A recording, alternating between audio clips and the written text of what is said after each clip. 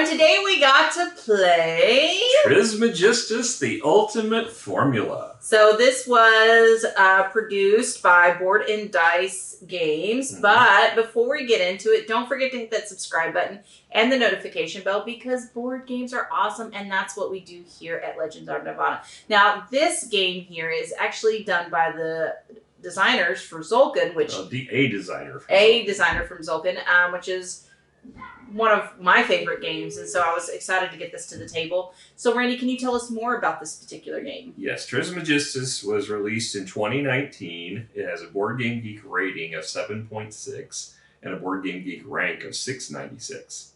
It's 1 to 4 players. It goes 90 to 120 minutes. Age of 14 and up, which is probably accurate because there's a lot to this game. I'd say this is probably a medium to heavy game. Agreed. The design is by Federico Pierlorenzi and Daniele Tascini, who's the designer of Tzolk'in, as well as many other like Teotihuacan and lots of games that start with keys. And art is by Paweł Niziolek and Paulina Wach. And as you mentioned, published by Board and Dice Games. Now, it doesn't seem to be available readily out there. Amazon still has it for $32.95, which is actually not a bad price, assuming it's a legit copy, because Amazon has had some issues with that. eBay, it's up for $48. There is a Geek Market seller selling it new for $29, so that's the best price I saw. I didn't see it on Card House or Miniature Market's website. There is a mini expansion for this game, The Alchemists, but it's just like a deck of maybe like 11 or 12 cards, and it looks like it just alters the play a little bit. Okay. All right. So let's talk about quality of components. So you have, I want to say mini dice because they are pretty small. They're all custom. Yeah, they're all custom, but they are fairly small. There's the yellow Terraforming Mars clear cubes that you get. You also get these wooden tiles. Yeah, those wooden tiles are amazing. I love those. Yeah, they're screen printed on both sides to represent the things. You do have these cardboard tiles. They are linen finish, really good thickness, as well as the cards have a really good linen finish as well. So overall, I did think they did some quality. Well, you also have an inlaid player board that's linen finished. It's curling, unfortunately, but we seem to see that a lot with the inlaid boards. Correct. But I mean, overall, still okay. So overall, I think I would probably give this an 8 to an 8.5 on component quality. I think they did some things with keeping in mind the quality, and I think they did well. But is there anything truly outstanding or breathtaking? No. I think the tiles are. I think the wooden tiles are really well done. I was surprised at how well done they were. So what would you give it a score then? I think the score is fine. I'm just saying, if you asked for something that was breathtaking, I thought the tiles were breathtaking. When I got it out, I was like, oh, these are really nice. So that was the first thing I thought when I saw them. Well, I just didn't get very many of them during the game. Well, you had them. They were just in the reserve spot. Well, the thing I really appreciated about the tiles is, so on the back, they have the picture of the character that matches the player board. And some of these, like, Miranda, yours is very, very detailed on the back. So. No, it is pretty good. So I don't know. I didn't get to use them very much like I wanted to. So, but no, overall, like I said, 8 to 8.5. What do you think? I'd say 8.5, yeah. Yeah. Okay. All right. So now let's move on to theme. So the theme is that you are playing a scientist and you are transmuting these different materials into other different materials to complete potions or... It's all about metallurgy. You're trying to make gold from lead. Which is an actual impossibility, right? Well, that at the time, the people actually believed it was possible, and many scientists tried their best to do so. Yeah, well, give them a good go. So, but, overall, I think it was a really cool theme. You got to play these different scientists, and the fact that they were, on the board, and I do like the art. I think it was very feeling of the theme overall. And you got to transmute different things.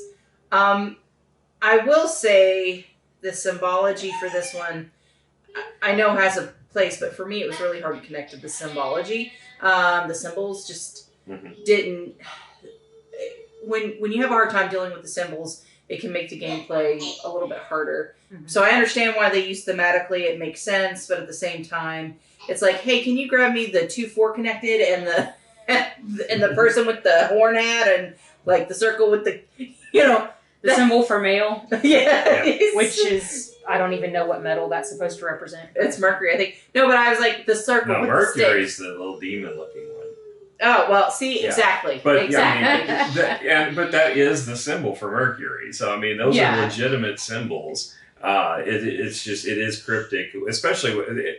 I found that problem less problematic than some of the other symbology, which especially like the cheat sheet, which we'll get to here in a little bit. There was a cheat sheet. I didn't use one. We'll talk It about wouldn't it. matter. Oh, yeah. No, wouldn't understand a word of this. Yeah. Like I played the game, and I don't have a clue. Yeah. So I think not helpful. Yeah, I mean, you're just matching icons with those. It didn't bother me as far as the dice and everything because everything just matched up with the icons that are pictured up there. Yeah, I just think most of the time the iconography, there's something that you can easily, oh hey, grab me the apple looking one when it could be food or whatever, or grab me the whatever. And in this one, you're trying to describe the symbol.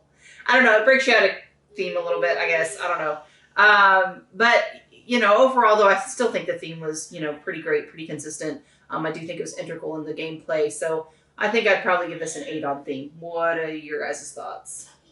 I'm thinking it might be a 9 for me on theme because I love how the interaction of the board works and with the metallurgy and the transformations. I thought that was really cool. And the fact that they combined that with the 4 elements, earth, wind, fire, and water.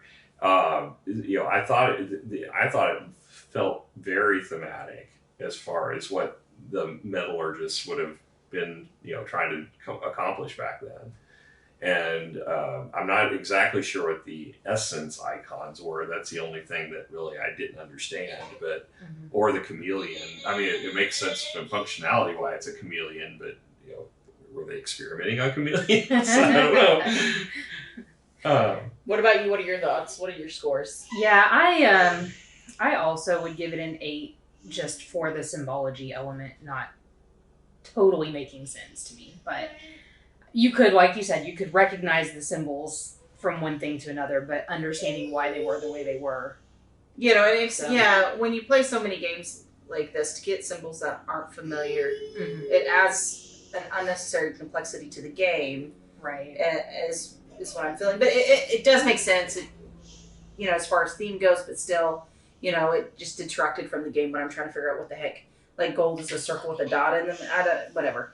Luckily, it also had a color. So that was easy to understand. All right, so let's talk about actual rule book. So Randy was reading this. Yeah. This was very intimidating. I mean, that's the reason we haven't played this before now, because every time I get it out, I look at this rule book, and it's only 28 pages. I've seen a lot worse, but knowing that this was by the guy that made Tzolk'in, and I know how heavy Tzolk'in is, seeing 28 pages with all these cryptic symbols, it was like, oh my, this is going to be a beast. So it's 28 pages, but it's actually only 20 pages of it that's actual gameplay. After that, it goes into the variants and the solo play. So we didn't have to do the solo play because we weren't playing solo. Right. So when you take it down to 20 pages, the biggest challenge with it was the way it was structured. They went through all the actions, they did the setup. The setup was pretty clear. Then they had the different actions that you could take. And the actions were basically what you spent the dice for, or the free actions that you could take. But then they went into all the game rules, like in detail what you did. So like you could do an action for transmutation, but it didn't explain what the transmutation was at that point. So later on, you had to go and read what the transmutation did. So that was the kind of tricky part of reading and understanding the rules, was you're learning when you can trigger them, but you're not learning what you're doing. And that made it a little challenging, and it didn't really click until you started playing. But once it clicked, it seemed to flow pretty well. And I was able to teach you without the rule book in very little time. Yeah, that's what I was going to say, is I came into it with the benefit of you having already gone through the rulebook. Oh, because trust me, when we first did it last night, because this is the second night we played it in a row, the first night... It took a lot longer, and it was because it was a learning session. We didn't understand it until the first round or so was over. Yeah, Randy said things, I nodded, and I didn't get it until I actually did the thing. So, but, I mean, overall, though, I guess it did teach us the rules. It did teach the rules, and I mean, I don't know if it was the best way to lay it out, where they broke it out. I think it might have been better if they had put the transmutation detail all together, but it would, I understand why they broke it out to make it easier to put on the 2 pages. These are the actions you do. Mm-hmm. So given that, I mean, it's good size font. It's not like tiny print. Mm-hmm. It is, laid out nicely. It's got, very bold sections clearly identified. Good examples. It's got a cat, Yay. So given that, I'll probably go ahead and give it an 8. Okay. All right. So now let's move on to gameplay. So the gameplay starts with each board is related to the player count. So you'll randomly determine player order, and you'll get the appropriate board. Well, that was just for first time setup. That was teaching you how to play. Now, normally you're going to randomize everything, and whoever is first will get to draft for the board. That's what I said. Randomly pick who's going first. Okay. All right. So then I'm going to roll all the dice, and I'm going to divide them up based on the icon that they have. Now, the key thing there is, that one changed. If you have more than 5 of any given dice, you have to re-roll that particular symbol. Correct. And then you'll keep rolling, and then you'll sort those, the 5 that you end up having to re-roll, and you'll keep doing it until there's none to re-roll. That was kind of finicky the first time we I think you should have just re-rolled the overage, because, to be quite honest with you. Well, no, you do. You re-roll. Well, you're talking about this re-roll the overage. Yeah, you're supposed to re-roll the whole thing, but that can trigger another bucket going over, and you can end up this chain, which is what happened the first time we played. It took me a good 5-10 minutes to get a die roll where there wasn't one that's over 5. Well, that's what I'm saying. I think you should just do the overages, but whatever. Makes sense for them, I guess. All right, so then if I'm the first player, because I was most of the time in this one, because, well, whatever. All right, so I'm going to take a particular dice. Now, the thing is it matters what color I choose, and it matters what symbol I get. So based on the symbol and the color will determine not necessarily the choices that I have to take, but the kind of thing. So, for example, all the dice give you a particular kind of resource, so it just depends on the dice, depending on the resource that you get. They also possibly give you a essence, which helps you during transmutation. And so based on the die you pick up, you get a different essence. And then based on the color of die, if you use it to transmute, you'll go up and down different tracks. So it just depends on, which dice you're choosing. And this is similar to the Grand Austria Hotel or the Gollum game that we played recently, where the power and the potency of that die is based on how many are in the pool when you take it. So this middle one here is actually a wild, so it has a 5, so we'll go through this one. So obviously I'm going to pick this one. For whatever reason, I've decided I'm going to pick white. Now, because it is a wild, I'm actually going to have to choose choose the icon that I want particularly. So I decided, hey, I want this one, which is the, I guess, male symbol. All right, so if I have that, I have 5 strength. Now, there's a couple of things I can do with this 5 strength. But I can only take 1 action no matter the strength. But depending on what I do, can use up so much strength. But I can use that die in the next round to do some other actions. So for an example, if I had 5 strength, I can use 3 of my strengths to get one of these tiles that I can place and on a particular area, and whenever I do a transmutation action, this will trigger if it's flipped up. If you pass it. It's got to be a transmutation that passes that's that what I'm saying, location. that area. All right, that you pass and go through that. Okay, another one of the things is that I can actually spend one power to be able to pick up a potion card, or aka a contract that you can use to fulfill. The other thing is I can gain the resources of that particular kind. In this case, it's the brown circle. So the one thing to call out is there's a difference between the circle of the icon and the square of the icon. The circle is the unrefined, the square is the refined, and most of the time that circle or square will matter based on your potions and contracts, what you'll get and receive. So be aware that there is a difference, and that when you move things around, just kind of understanding that. All right, so I can pick up a potion, I can pick up one of these things, I can gain resources, I can grab the essence, like I said, and then I can transmute. So transmute maybe is you have to have, you're basically, when you transmute, you have to have the color that's appropriate to the track that you're wanting to move. So in this particular instance, like I have one in the red circle, and I'm wanting to take it to the blue square, and I'm transmuting it. I have to have an essence of any kind to be able to do that, as well as the dye has to be the color of the track. So in this case, it has to be black. Okay, and then I'm going to use that essence. So if I had, for an example, the triangle essence, I would go up the triangle track. I would spin that essence and go up that track as well. So then I would have changed my red circle into a blue square, but I would also go up the triangle track when you transmute. So it's quite beneficial to transmute, but it takes a lot of resource gathering to be able to do that. And I think that's pretty much all of the components to the game. Well, you left out the squares, the upgrades. Oh yes. So one of the things that as you complete your contracts, or in this case, it's completing experiments, you're going to match the cards with the colors that are at the top. Interestingly, though, they have green, red, blue, and black cards. Yes. And there's green, Pink. brownish, red, pinkish, and blue. But there's yellow, and it's like the black does not match yellow at all. Why they chose to make the card black and the space yellow. Mm-hmm. I can understand why they didn't put black on the board, because it's kind of dark and so Right. it would blend in. But why not make the card yellow? Exactly. Why not make the card yellow? Maybe they have the same aversion to yellow that I have, so it could be. Of course, I'm sitting there wearing yellow as I say that. Hey, I look good in yellow.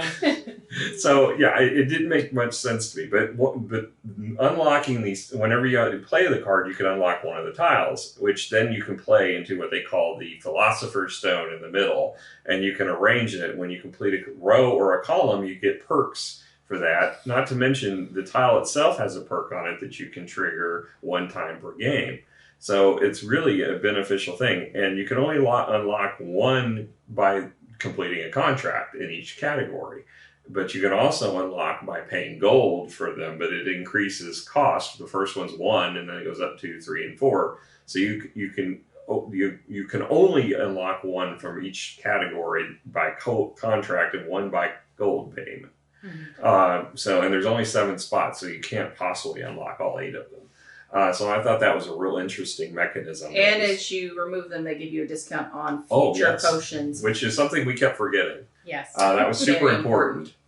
Not to mention, you can also, gold when you create it is actually wild in the game, and you can use it as any other resource. Silver, when you create that, you can use to discount how far up the track you have to be, because pretty much all the contracts, or the experiments, I keep wanting to call them contracts because that's how they function. Experiments in the game have a requirement of how far up the track, a given track, you have to be in order to complete it. Mm-hmm. But the silvers give you a discount where you can reduce that requirement. Mm-hmm. So this game has quite a significant amount of strategy, because not only you have to worry about gathering, basic resources and then upgrading them and transmuting them to the right things, as well as gaining experiments and basically upgrading your track, if you will, to get additional things, as well as this track here. So there's a lot going on, which is not surprising from the maker of Tzolk'in. And so overall, though, it is pretty complicated in trying to manage all of these pieces. Yeah. What's your favorite part of it, or what did you find interesting about this game? I love, as usual, I love engine building, and I love managing my own personal board. So the fact that I could control the inflow and this dispersion of my metals, and the fact that I could actually build up the track around it so that I triggered things as I did that whole mechanism I love. I thought the Philosopher's Stone was really a cool idea. So all of that. I mean, there's really this game I really enjoyed a lot. I like games that are point salad. I like games that give you a lot of options. You don't have one track to victory. This had all of that. Compared to Tzolk'in, where I feel like there's only a handful of viable options. Well, you ain't doing it right, so that's fine.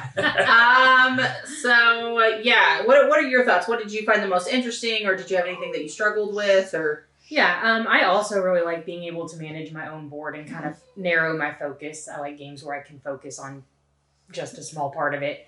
But that being said, because there are so many ways that you can earn points, it was almost system overload for me at that point. And so I was trying to keep an eye on my cards, but I was also trying to keep an eye on what was happening down here, and also trying to think about how I can get some of these tiles. And so towards the end, as I finally started to understand the gameplay, I also started just focusing on one of those things and not dividing my focus everywhere. Yeah. I think for me, though, the one thing that I'm a little sad about is the fact that, especially for me, maybe I'm doing it wrong, but I ended up using the dice so fast that I ended up getting done way before everyone else did, and I was always taking the first turn. Now, to be fair, I didn't get a lot of victory points, so obviously I did it wrong. But at the same time, for those that aren't familiar with the game or trying to learn, I feel like that's going to be a continued problem and be of a bit of a drag, because there is such a gap sometimes between whenever you can go out and everyone else. And so it did get a little boring on that front, which, we always say player elimination, but I feel like that, I don't know, something was wrong with that. And yeah, you have it a little bit of in your control, but the reality is if you need 3 of a resource, you're gonna deplete you're gonna go through it quick. You need 3 of those. So why not get them in one go instead of one? I'm gonna take one. That's and then you lose the opportunity of getting higher value dice.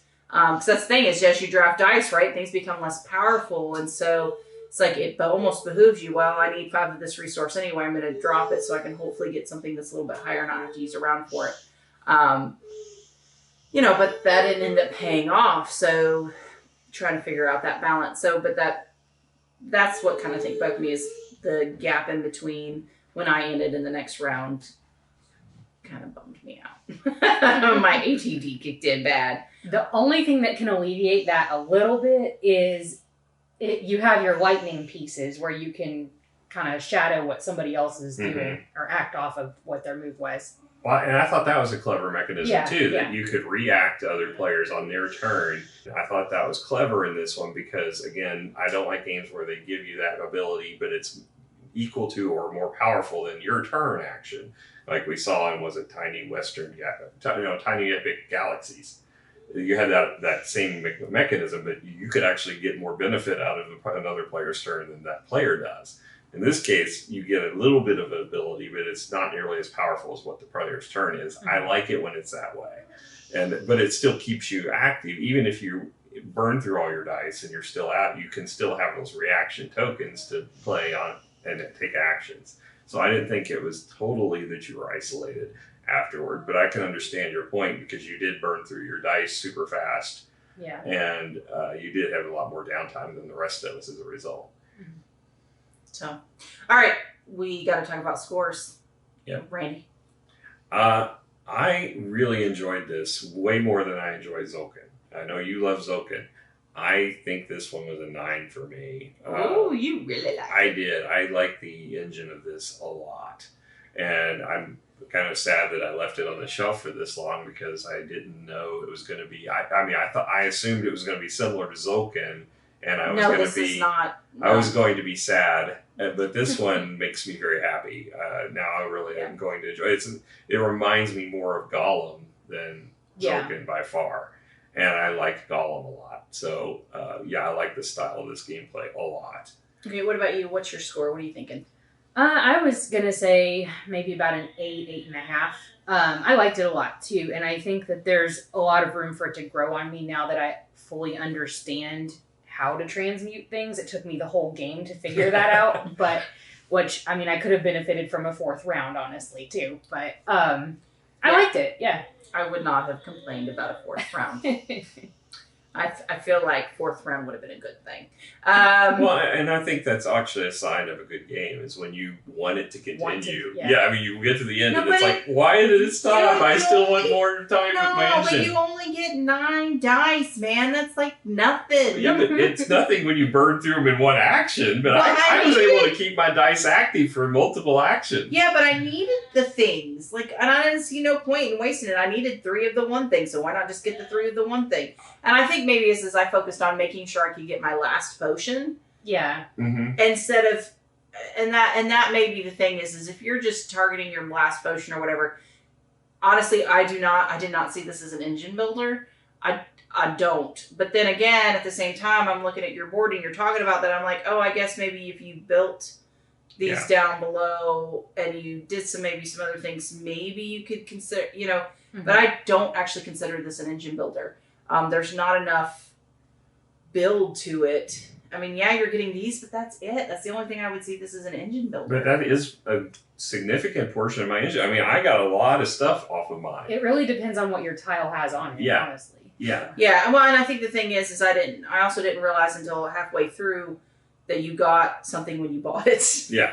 I thought you just got a tile and then you'd have to transmute things, and I'm like, I don't got time for none of that. Yeah. So I think that may have also been a small issue. I found in this game just-in-time production was way more beneficial than like mass production of one item and trying to carry it through. I found, okay, I need this in order for this to happen, so therefore I'm going to take my action to get that. Yeah. There was very few times where I did like, okay, I'm going to spend that whole deity and just get it. And I think I did it one time, and that was because I needed Mercury really badly. But in general, I just was like, I need one widget. I'm going to get one widget, and it's going to get me this. And if I move it to here, I will be able to trigger this. Yeah. And I found that actually paid out very well. I mean, I realized that halfway through the very last round. Yeah. So.